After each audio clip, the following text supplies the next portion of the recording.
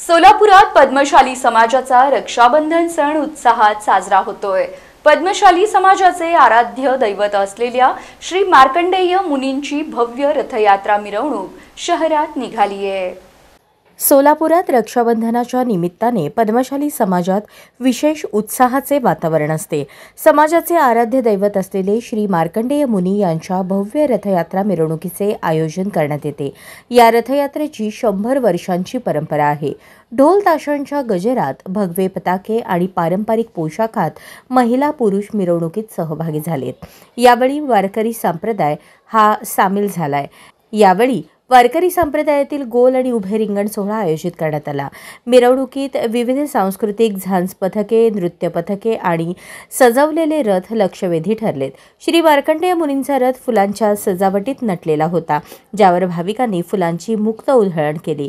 या दिवशी पद्मशाली समाज एकत्र येऊन बंधुभावाचे दर्शन घडवतो।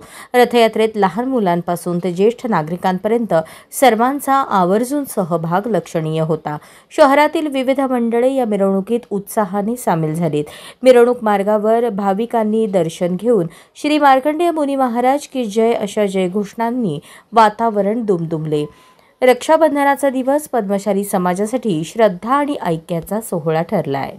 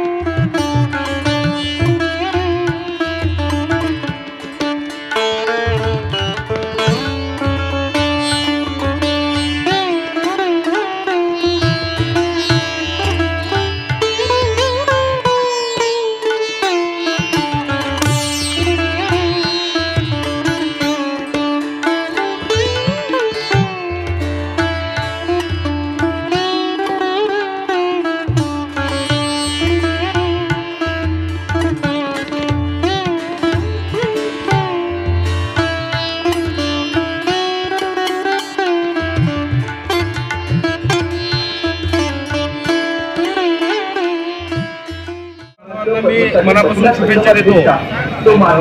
आपल्याला माहिती आहे की दरवर्षी मार्कंडेय महामुनींचा रथोत्सव अतिशय उत्साहात पार पडतो आणि कुठलीही गाळबोट न लागता सगळेच मंडळ या रथोत्सवात सहभागी होतात आणि चांगल्या पद्धतीने आपला सण साजरा करतो। ह्याही वर्षी मी सगळ्या मंडळांना हीच विनंती करणार आहे की आतापर्यंत आपला जो इतिहास आहे तो इतिहासाला जाणून आपण आपल्या रथोत्सवामध्ये कुठलीच गाळबोट नाही लागणार ह्याची काळजी आपण सर्वांनी घ्यावी।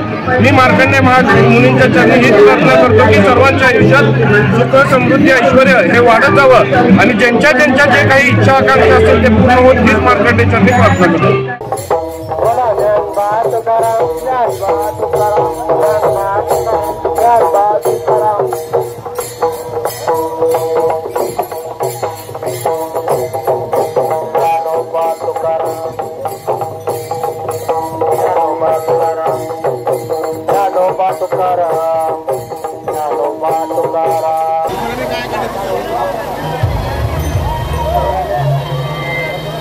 आज रिंगणाच्या आत कोणी येऊ नका, रिंगणाच्या बाहेरून सगळ्यांनी कार्यक्रम बघायचा बघाय।